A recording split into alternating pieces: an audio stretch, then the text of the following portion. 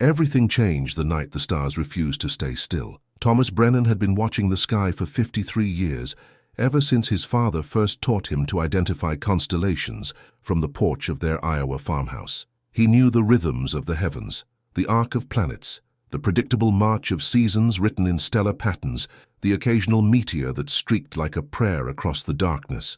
But that October night, the sky moved in ways that defied every law he understood. Thomas was a corn farmer, third generation on 200 acres of Iowa soil that had fed his grandfather's hands and his father's dreams before passing to him. The land was good, black earth that held moisture and gave generously when treated with respect. But farming had grown harder in recent years. Corporate operations swallowed family farms like his with increasing appetite. Prices fluctuated wildly. Weather patterns had turned strange and unpredictable. Some neighbors had already sold out, moved to cities, abandoned the covenant between human hands and living soil. But Thomas remained. Not from stubbornness exactly, though his late wife Margaret had often accused him of that. He stayed because leaving felt like betrayal of his ancestors, of the land itself, of some promise he'd made before he even understood what promises meant. So he rose before dawn every morning, worked until his body ached, and fell asleep each night with dirt still under his fingernails and the satisfaction of honest labor in his bones.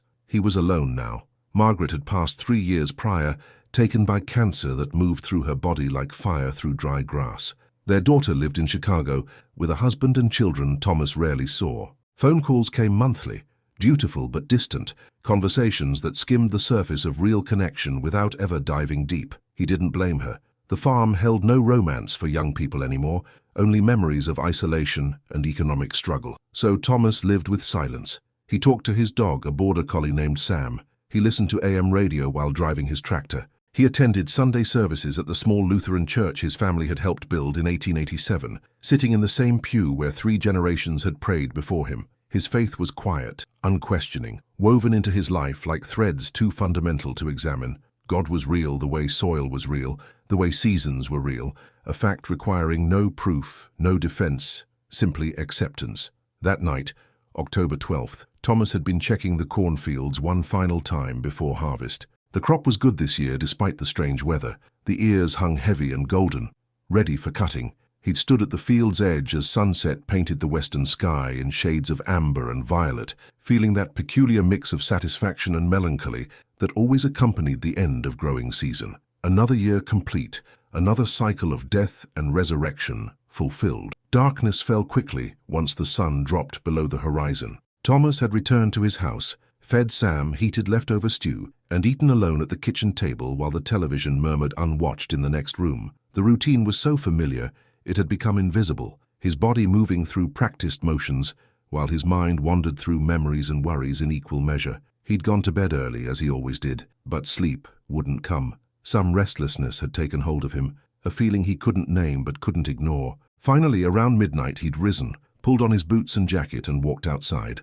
The air was cool but not cold, carrying that particular autumn smell of dying vegetation and approaching frost. Sam had followed him out, pressing close against his leg, and Thomas had noticed immediately that the dog was trembling. Then he'd looked up. The stars were moving, not the way satellites moved, steady and predictable across the fixed background of constellations. These lights danced, pulsed, wove patterns that seemed almost purposeful. 3 of them moved in perfect synchronization, forming a triangle that slowly rotated while descending toward his property. Thomas stood frozen, his hand resting on Sam's head as the dog whined softly. Every rational part of his mind insisted this couldn't be real. Lights didn't behave this way. The sky followed laws. But his eyes couldn't deny what they were seeing, and something deeper than reason recognized this moment as significant, as transformative, as the kind of encounter that divided life into before and after. The 3 lights converged, merging into a single brilliance that descended into his north field, the same field where his grandfather had first planted corn in 1921, where his father had proposed to his mother in 1952, where Thomas had scattered Margaret's ashes 3 autumns ago. The light touched ground silently, without impact or explosion, simply settling into the earth as though it belonged there, and then it began to pulse, slowly, rhythmically, like a heartbeat visible to the eye.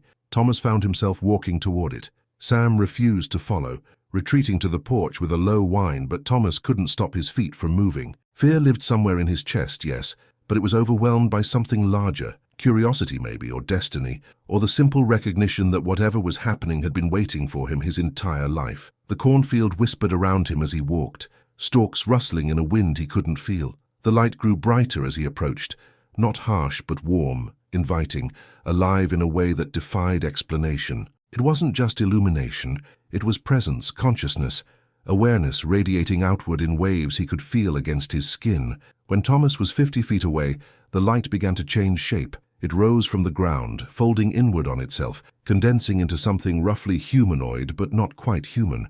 The being that emerged stood perhaps 8 feet tall, slender and graceful, its form simultaneously solid and translucent. Light moved beneath its skin, if it was skin, like slow lightning, patterns of luminescence that flowed and pulsed with that same heartbeat rhythm. Thomas stopped walking. His legs wouldn't carry him further. The being stood motionless, facing him, and though it had no features Thomas could distinguish, no eyes, no mouth, no expression, he felt unmistakably that it was looking at him, seeing him, knowing him in ways he didn't know himself. Then it spoke, not with sound, but with something deeper than sound. The being's communication bypassed Thomas's ears entirely, arriving directly in his consciousness as pure meaning, pure knowing. And what it said, what it shared, was both simple and shattering. Do not fear. You have been waiting for this moment, though you did not know you were waiting. I am a messenger, one of many who walk between worlds, carrying truth to those ready to receive it.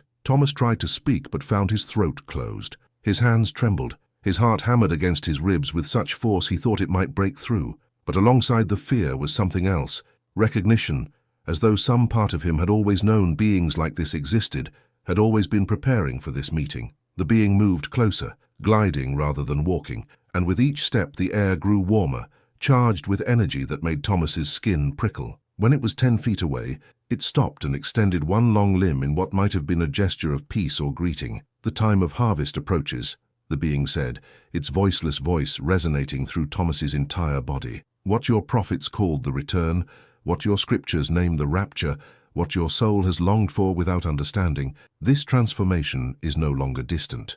It is here. It has begun. And you, Thomas Brennan, have been chosen to witness and to carry the message forward. The words settled into Thomas like seeds into soil. He didn't understand them fully, but he felt their weight, their importance, their truth. His mind raced through Bible verses memorized in childhood, through sermons heard across decades, through late-night conversations with Margaret about faith and doubt and what happened after death. Jesus, Thomas whispered, finding his voice at last. Are you saying Jesus is coming back? The being's form pulsed with what might have been compassion or amusement or something beyond human emotion entirely. Jesus, it said, never left. The consciousness you know by that name has walked among you continuously, wearing countless faces, speaking through every genuine act of love. What returns is not a person but a recognition, the collective awakening of humanity to the divinity it has always carried but has forgotten. The second coming is not an arrival, but a remembering. Not one soul descending but millions ascending to awareness of what they truly are. Thomas's legs gave way. He fell to his knees in the dirt, his hands gripping the earth to steady himself as the being's words rewrote everything he thought he knew. This wasn't what Pastor Richardson preached. This wasn't the rapture of left-behind novels and prophecy conferences.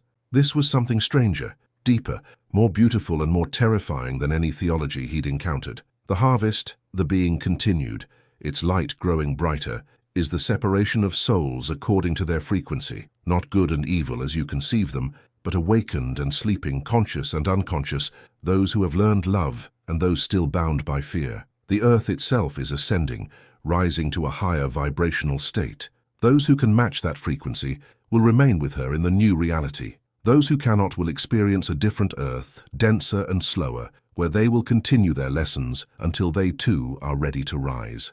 Images flooded Thomas's mind. Not pictures exactly, but direct knowing. He saw the planet wrapped in light, threads of luminous energy connecting every living thing. He saw people transforming, their bodies becoming less solid, less dense, able to exist in dimensions previously inaccessible. He saw others remaining unchanged, unable to perceive the transformation occurring around them, living in a world that grew increasingly separate from the ascending one. There is no judgment, the being said, and Thomas felt the truth of this in his bones. There is no punishment. There is only choice, conscious or unconscious, made through how one lives, what one loves, how open the heart remains. God does not condemn anyone. Souls condemn themselves by refusing to grow, by clinging to separation, by choosing fear over love. But even that is temporary. Every soul returns home eventually, some quickly, some slowly, but all return. Thomas was weeping now, tears streaming down his weathered face into the soil below. The enormity of what he was being shown exceeded his capacity to contain it. He was a simple farmer. He grew corn. He paid his taxes. He went to church. He was nobody special, nobody prepared for revelations that shook the foundations of reality itself. "You are exactly who is needed," the being replied to his unspoken thought. The mighty and learned often cannot hear truth because their minds are too full of certainty. But the humble, the ordinary, those whose hearts have been broken open by loss and loneliness, they can receive what others cannot. Your grief for Margaret prepared you. Your years of faithful work on this land prepared you. Your simple trust in something larger than yourself prepared you. You are ready, Thomas Brennan, and now you must carry the message. "What message?" Thomas managed to ask through his tears. "I don't understand. What am I supposed to tell people?" The being knelt, or something approximating kneeling, bringing its luminous form level with Thomas's, and when it spoke again, the words burned themselves into Thomas's soul with such intensity he knew he would never forget them. "Tell them Jesus returns through them, not to them. Tell them the kingdom of heaven is not a place but a state of consciousness. Tell them to love without condition, forgive without limit, and trust that they are held in hands too vast to comprehend but too tender to harm. Tell them the rapture is the awakening from the dream of separation. Tell them death is not the end but a doorway. Tell them they are not bodies having spiritual experiences, but spirits having bodily experiences. Tell them everything they seek is already within them, waiting to be remembered." The being rose, and as it did, something extraordinary happened. It touched Thomas's forehead with one luminous appendage, and in that instant, Thomas experienced something beyond words, beyond thought, beyond any category of human experience. He was no longer Thomas Brennan, Iowa farmer, widower, struggling with faith and loneliness. He was consciousness itself, vast and eternal, temporarily focused into the perspective of a single human life but never limited by it. He saw his own life from the outside, every moment, every choice, every joy and sorrow woven into a pattern of perfect purpose.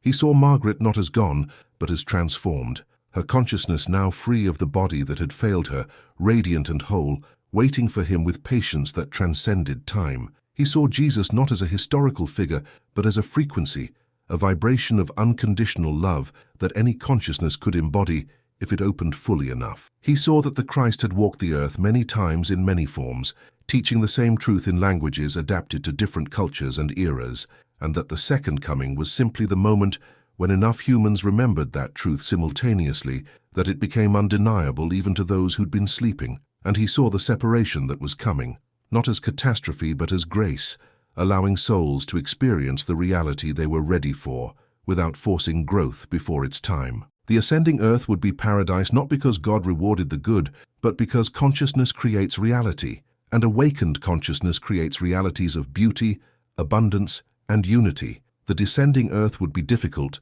not because God punished the wicked, but because unawakened consciousness creates realities of scarcity, conflict, and separation. "No one is abandoned," the being said as the vision faded and Thomas returned to his ordinary awareness.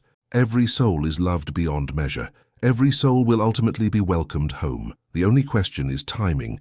How long will you wander in darkness before remembering you are light?" The being stepped back, its form beginning to dissolve like mist in morning sun. Thomas reached out instinctively, not wanting the presence to leave, not wanting to return to ordinary loneliness after experiencing such profound connection. "I am always with you," came the final message. "All the messengers are always with you. You need only become still and listen. The answers are within, they have always been within. Go now and share what you have received. Do not fear rejection or mockery. Those who are ready will hear, those who are not will turn away. Both responses are perfect, both serve the harvest. Go in peace, Thomas Brennan.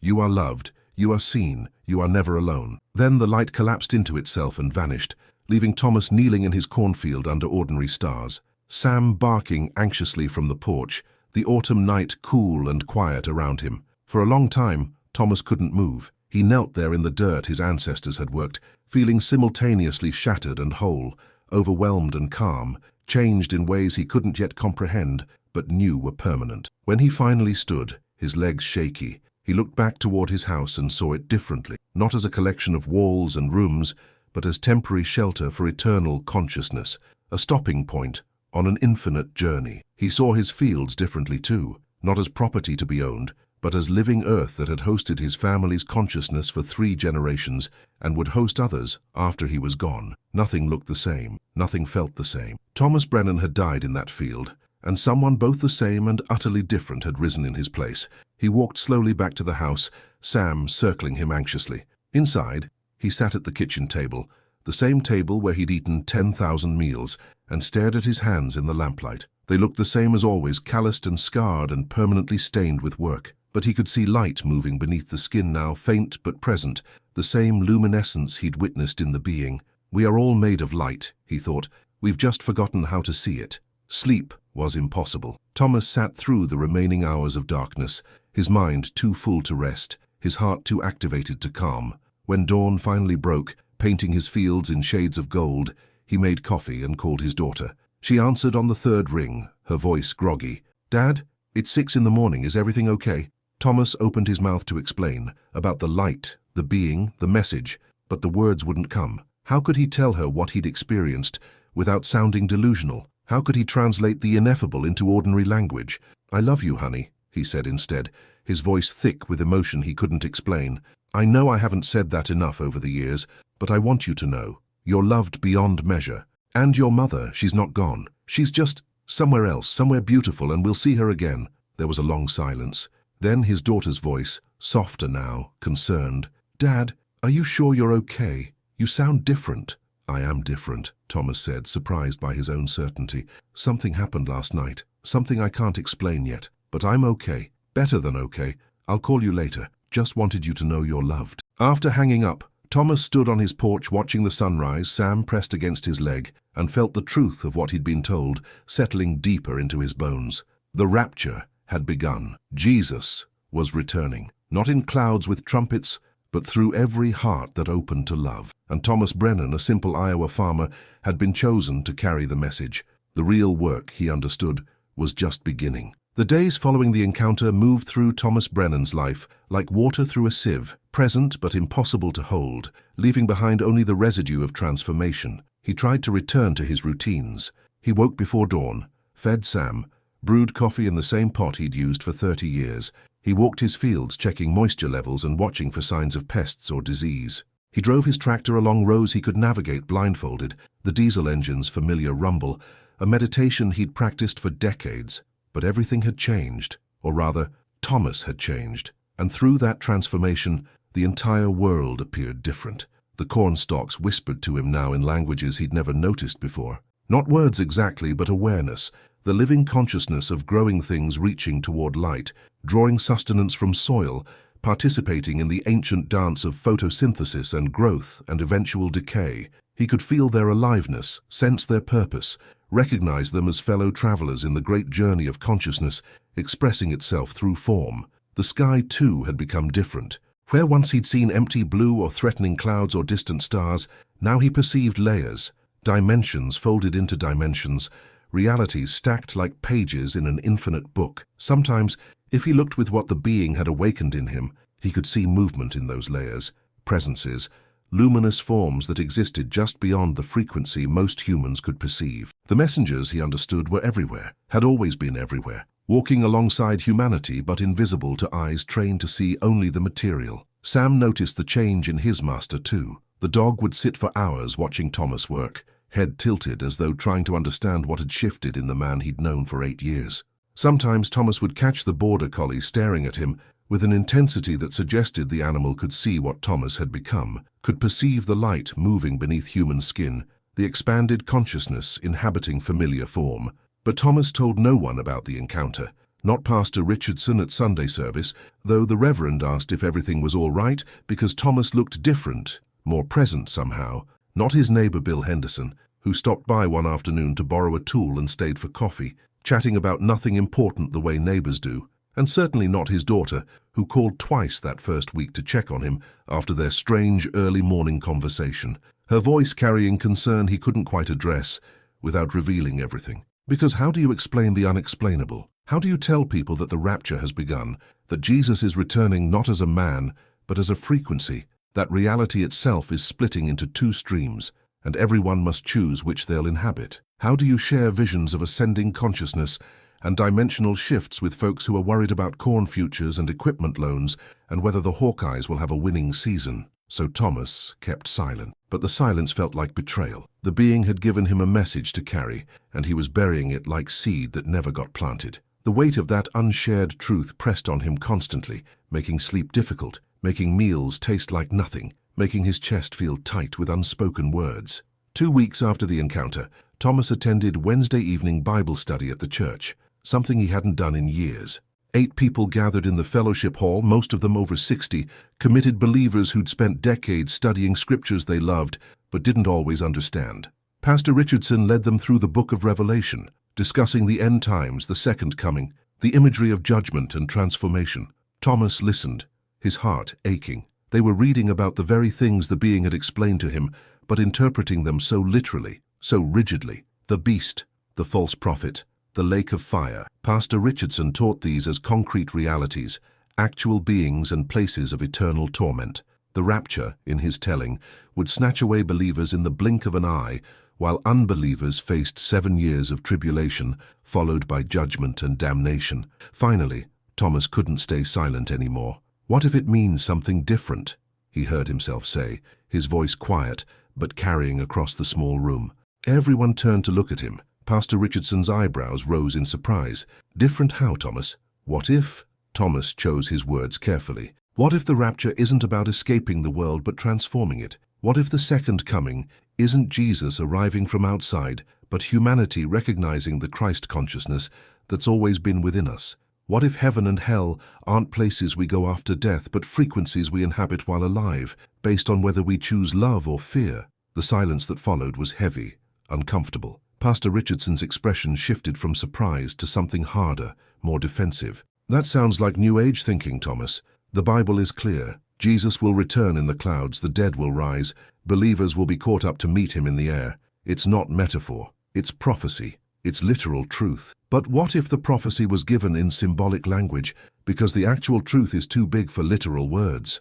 Thomas pressed, his voice gaining strength. What if the writers of Scripture did their best to describe experiences and realities beyond human comprehension, using the only images and concepts available to them? Margaret Wilson, one of the eldest members, leaned forward. Thomas, honey, are you feeling all right? You haven't come to Bible study in years, and now you're questioning everything we believe. Did something happen? Thomas looked at her kind, weathered face and felt the truth pushing against his throat, demanding release. Yes, he said simply, something happened, something I don't fully understand yet, but it showed me that everything we believe is both true and incomplete. The reality is so much bigger, so much stranger, so much more beautiful than our doctrines can contain. Pastor Richardson closed his Bible with a decisive thud. Thomas, I'm going to speak plainly because I care about your soul. What you're describing sounds like deception. The devil appears as an angel of light, the scripture says. If you've had some kind of experience that contradicts the clear teaching of the Bible, you need to test it against God's word. And if it doesn't align, you need to reject it, no matter how compelling it felt. The others nodded in agreement, their faces reflecting concern and suspicion in equal measure. Thomas looked around the circle and realized with profound sadness that he couldn't reach them. Not because they were bad people, they weren't. They were faithful, sincere believers doing their best to follow what they'd been taught. But their certainty had become armor, protecting them from anything that might challenge their understanding, including truth that wanted to expand their vision. I appreciate your concern, Thomas said quietly, standing. But I know what I experienced was real, and it didn't contradict the Bible. It fulfilled it. I'm sorry if that doesn't make sense yet.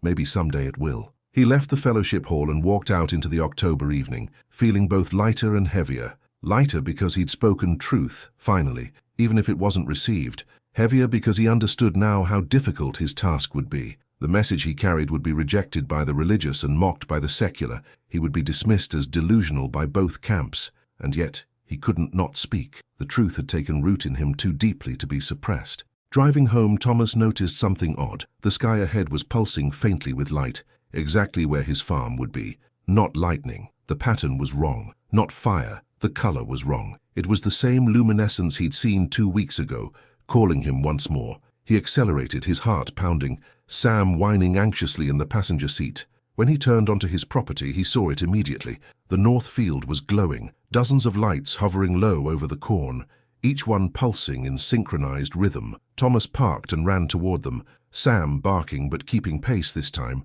the dog's fear overridden by loyalty. As Thomas reached the field's edge, several of the lights detached from the group and floated toward him, forming a circle around him and Sam. The dog fell silent, sitting at attention, watching. Then the lights began to coalesce, taking shape, becoming beings similar to the one he'd met before but distinct, each one unique in its patterns of luminescence, its quality of presence. 6 of them in total, arranged around Thomas like points on a compass. One stepped forward, or glided, or simply became more present, and Thomas felt its consciousness touch his own. "You spoke truth tonight," it said in that voiceless voice that bypassed all physical senses. "You honored the message despite knowing it would not be accepted. This is courage. This is the beginning of the work you came here to do." "I don't know how to do this," Thomas said aloud, his voice breaking. "They think I'm deceived or crazy. My own pastor, people I've known for decades, they look at me like I'm dangerous now. How am I supposed to carry a message no one wants to hear?" "You are not alone," another being said, its light pulsing with warmth. "There are others like you, humans who have been contacted, awakened, given pieces of the same message.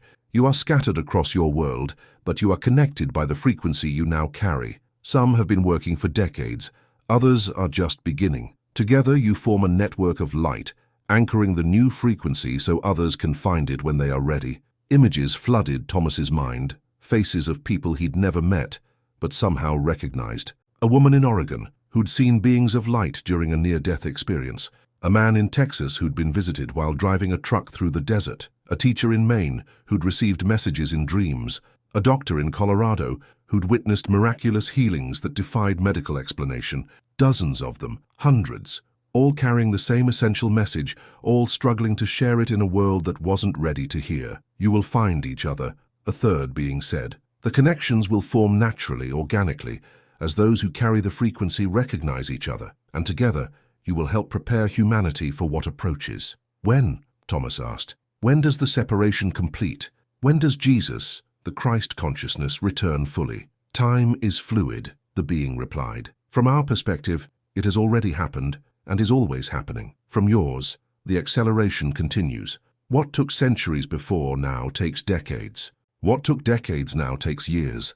Within your lifetime, Thomas Brennan, the veil will become so thin that even those who resist will be forced to acknowledge what is occurring. The choice will become undeniable for everyone, and those who have been preparing, like you, will serve as guides, helping others navigate the transformation." Another being moved closer, and when it spoke, Thomas felt profound compassion radiating from it. "You will experience difficulty, rejection, mockery, loneliness. Some you love will turn away from you because they cannot accept what you carry. This is painful but necessary. Those who come after you will have an easier path because you walked through the resistance first, clearing the way. You are a pioneer, Thomas, and pioneers always face the hardest journey." "Show me," Thomas said suddenly. "Show me what's coming. I need to understand it fully if I'm going to help others prepare." The beings pulsed in unison, and Thomas felt them conferring silently among themselves. Then the one who'd spoken first extended its luminous appendage toward Thomas's forehead. "This will be difficult," it warned. "The truth is vast. Your human consciousness can only hold so much at once, but we will show you what you need to see." The moment of contact sent Thomas to his knees. His awareness exploded outward, no longer contained by his body or even by his individual identity. He became consciousness itself, vast and eternal, simultaneously experiencing multiple perspectives, multiple timelines, multiple dimensions of reality. He saw the earth from above, watched the acceleration of frequency that had been building for decades. He saw how certain dates and events had marked significant shifts, the dropping of atomic bombs, the moon landing, the rise of the internet, each one expanding humanity's consciousness, each one preparing the collective for the greater transformation approaching. He saw the moment approaching when the frequency would split completely. Not a specific date, but a threshold, a tipping point when enough individual humans had awakened that the collective consciousness of the species would shift irrevocably. Some researchers called it the 100th monkey effect. Some spiritual teachers called it critical mass. The beings simply called it the harvest. Thomas saw what would happen to those ready for the shift. Their consciousness would expand beyond identification with physical form. They would perceive multiple dimensions simultaneously. They would recognize themselves in others so completely that separation became meaningless.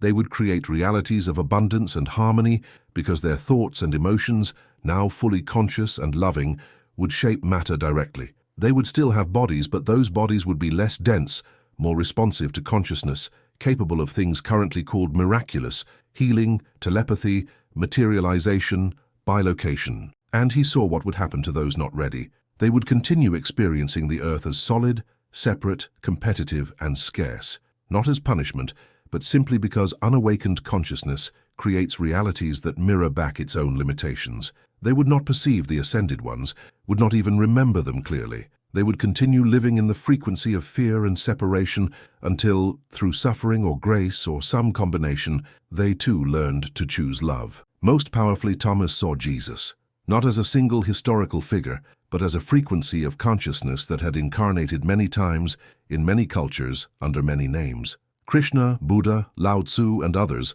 lost to history, all expressions of the same awakened awareness, all teaching the same essential message: separation is illusion, love is reality, the kingdom of heaven is within. He saw that the second coming was not one person returning, but millions of people awakening to that Christ frequency simultaneously. When enough humans recognized their own divinity, when enough individual consciousness remembered its true nature, the collective would reach critical mass and the recognition would become unstoppable. That was the return. Not an external savior arriving to rescue humanity, but humanity saving itself by remembering what it had always been. The visions intensified. Thomas saw his own role in microscopic detail. He would share his experience with others, most of whom would reject it, but a few, those ready, those whose own hearts had been prepared by suffering or longing or inexplicable restlessness, would recognize the truth he carried.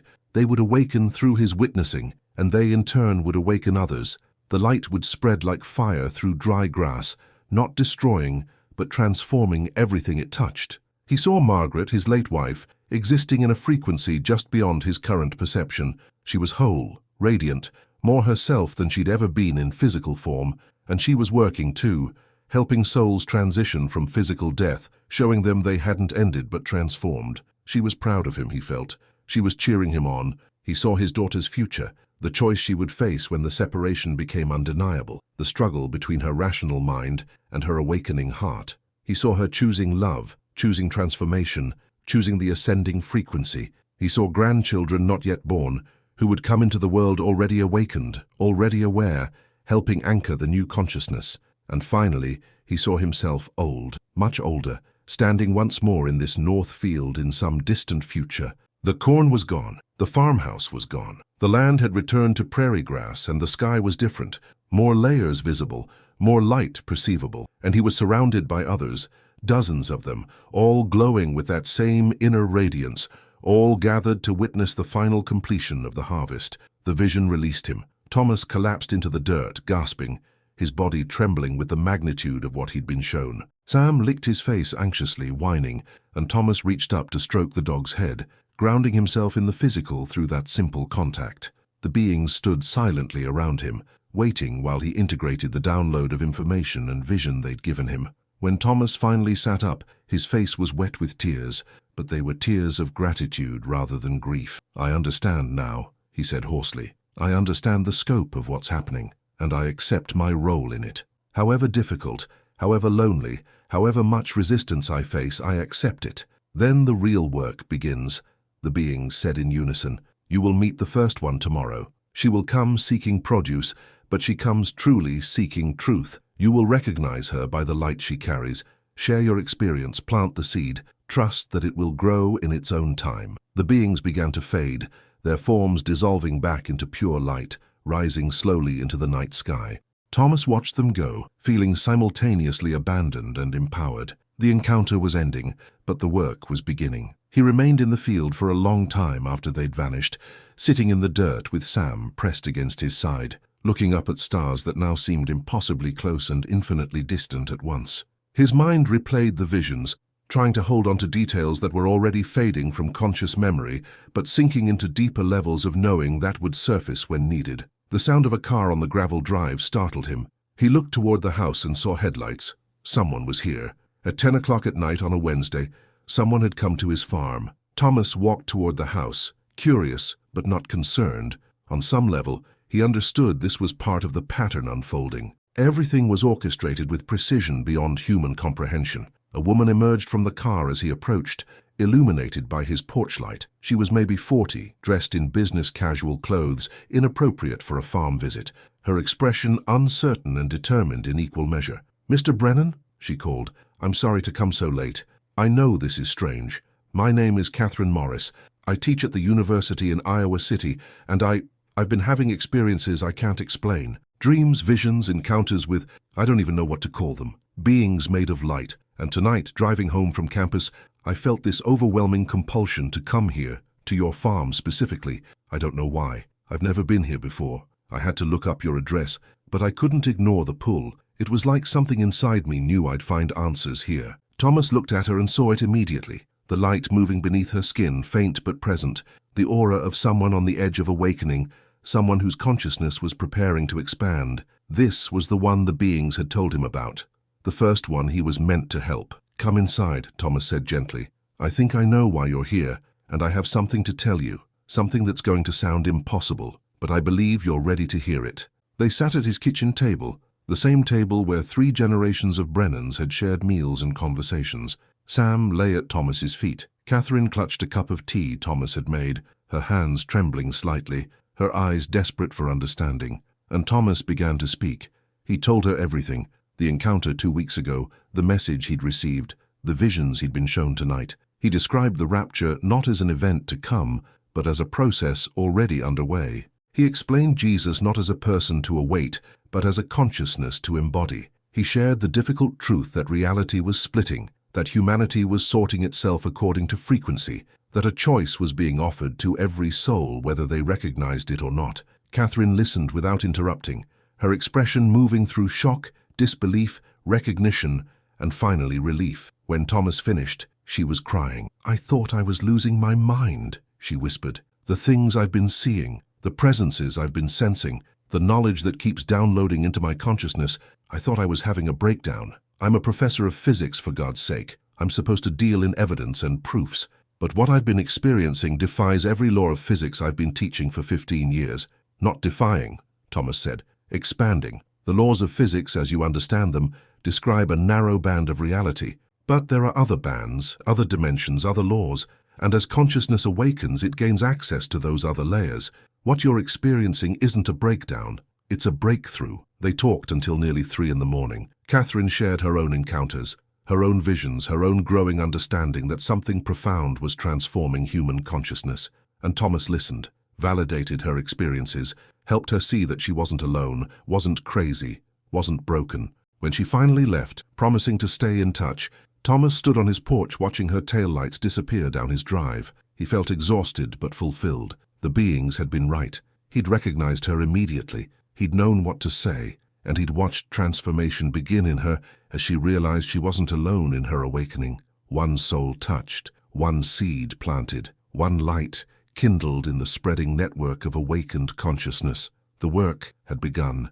Over the following months more came, sometimes strangers like Catherine, drawn by inexplicable compulsion to Thomas's farm, sometimes people he'd known for years who suddenly started having experiences they couldn't explain and found themselves confiding in him, sometimes people brought by others he'd already helped, a chain of awakening spreading organically through the community and beyond.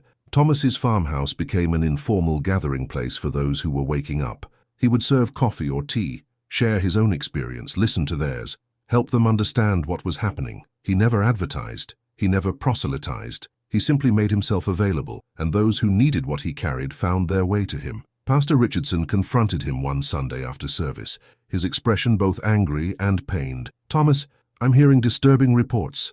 People say you're teaching heresy, claiming you've seen angels or aliens or something, telling them the Bible isn't literal truth. I need to know, are you turning away from Christ?" Thomas looked at the man who'd baptized his daughter, who'd officiated at Margaret's funeral, who'd been a faithful shepherd to his flock for 30 years. "Pastor, I'm turning toward Christ, toward the real Christ, the living consciousness that moves through all awakened hearts. I'm not rejecting Jesus. I'm finally understanding him. And I know that doesn't fit your theology. I know it threatens everything you've built your life on, but it's the truth I've been given, and I can't deny it, just to make you comfortable." The pastor shook his head sadly. "Then I have to ask you not to come back to this church until you're ready to repent and return to sound doctrine. I can't have you confusing my congregation with New Age mysticism dressed up as Christianity." "I understand," Thomas said quietly, "and I'm sorry it's come to this, but I won't be coming back, Pastor. Not because I don't love this community, but because I've outgrown the container of organized religion. The divine is too vast to be confined to any single tradition or interpretation, and once you've experienced that vastness directly, you can't pretend the container is big enough anymore." He left the church that morning knowing he wouldn't return. It hurt, cutting ties with an institution that had been part of his family's identity for 5 generations, but it was necessary. The transformation required shedding old forms that no longer fit, no matter how beloved those forms had been. His daughter called less frequently, their conversations growing strained. She'd heard rumors about what was happening at the farm, about the strange gatherings, about her father's increasingly unconventional beliefs. She worried he was being exploited by a cult, or was experiencing some kind of late-life crisis. But gradually, even she began to soften. When his granddaughter was born in the spring, a girl they named Grace, and Thomas traveled to Chicago to meet her, something shifted. Holding that tiny infant, feeling the pure consciousness inhabiting fresh form, Thomas saw the future clearly. This child, this soul who'd chosen to incarnate now, was one of many who would complete the transformation Thomas's generation had begun. "She's special," Thomas told his daughter as they sat together, Grace sleeping in his arms. "This generation being born now, they're arriving already awake. They won't have to forget and remember. They'll know from the beginning who they are." His daughter looked at him searchingly. "What happened to you, Dad? You used to be so conventional, so predictable. And now you talk about consciousness and frequencies and awakenings. Did something actually happen? Or is this some kind of grief response to losing Mom?" Thomas met her eyes. "Something happened. Something real. Something that showed me the truth about what we are, why we are here, and what's coming for humanity. And I know you don't believe me yet, but you will. When the time is right, when your own heart is ready, you'll have your own encounter, your own awakening. And then you'll understand everything I've been trying to tell you." Tears filled his daughter's eyes. "I want to believe you're not losing your mind, Dad. I want to believe there's something beautiful happening and not just delusion or mental illness. But it's hard. It's so far outside everything I understand as real." "I know," Thomas said gently, passing Grace back to her mother. "And I don't need you to believe me now. I just need you to stay open, to keep your heart available for truth when it comes. That's all any of us can do." The seasons turned. Thomas sold most of his farmland to a neighbor, keeping only the 40 acres surrounding his house, including the north field where the beings had appeared. He no longer needed the income from commercial farming. His needs were simple, and people who came for his help often left donations that more than covered his expenses. The gatherings grew larger. Some Sundays 30 or 40 people would come, filling his house and spilling out onto the lawn, all of them sharing experiences, comparing notes, helping each other navigate the transformation occurring within and around them. They didn't call themselves a church or a movement or anything formal. They were simply souls recognizing each other by the light they carried, supporting each other through the difficult process of awakening in a world that was still largely asleep. Thomas aged during those years, his body growing slower and more fragile even as his consciousness expanded. He developed a heart condition that his doctor warned could be serious. But Thomas wasn't afraid. He'd seen beyond death during his visions. He knew that transition from physical form was just another stage of the journey, not an ending. One autumn evening, 5 years after his initial encounter, Thomas stood once more in his north field as sunset painted the sky. He was 78 now, stooped and tired, but his eyes still carried that luminous quality that marked the awakened ones. Sam had passed 2 years prior, and Thomas had scattered the dog's ashes in this field, feeling the animal's consciousness transition to whatever frequency dogs inhabited after physical death. Now a new dog, a young border collie named Grace, after his granddaughter, stood beside him, alert and watchful. The air began to change. That familiar charge, that shift in pressure that preceded the being's arrival. Thomas smiled, his heart full. He'd known they would return. He'd known they would come when his work was complete. The lights descended once more, multiple beings appearing simultaneously, surrounding him with their radiant presence. The one who'd first contacted him stepped forward. "Well done, Thomas Brennan," it said, and the words resonated with profound approval. "You have served faithfully. You have planted seeds that will grow for generations. Hundreds have awakened through your witnessing. Thousands will awaken through theirs. The network of light you helped establish will guide many through the transformation ahead. Your work in physical form is complete." Thomas felt tears on his weathered cheeks. "Am I dying?" "You are transforming," the being replied. "Your body is ready to be released. Your consciousness is ready to expand beyond it. You have a choice: to remain and continue serving in physical form, or to transition and serve from the higher frequencies. Both are valuable. Both are needed. The choice is yours." Thomas thought about his daughter, his granddaughter, the people who still came seeking guidance, but he also thought about Margaret waiting for him in those higher dimensions. He thought about the visions he'd been shown, the work that could be done from beyond the veil, helping souls transition, guiding them toward the light. "I'm ready," he said quietly. "I'm ready to go home." "Then come," the beings said, their light intensifying, wrapping around him like an embrace. "Come and see what you have helped create. Come and witness the harvest from the other side. Come and join those who serve as bridges between worlds." Thomas felt his consciousness lifting, separating from his body like a hand pulling free from a glove. The physical form that had housed him for 78 years slumped to the ground gently, released with gratitude for its service. But Thomas, the essential awareness that had always been Thomas, rose free. He looked down and saw his body lying peacefully in the field, young Grace nosing it curiously. He felt no attachment, no regret. It had been a good body, had served him well, but he was so much more than flesh and bone. Looking around, he saw the world as it truly was, multiple dimensions visible simultaneously, the ascending earth existing alongside the descending one, beings of light moving through both, guiding, teaching, serving. He saw souls he'd helped, glowing brightly in the higher frequencies, doing their own work of awakening others. He saw the network spreading, the harvest accelerating, the transformation approaching completion, and he saw Margaret, radiant beyond description, moving toward him with arms spread wide. "Welcome home, beloved," she said, and her voice was music. "Welcome home." Thomas moved toward her, merged with her, and understood finally that separation had only ever been illusion. They had never truly been apart.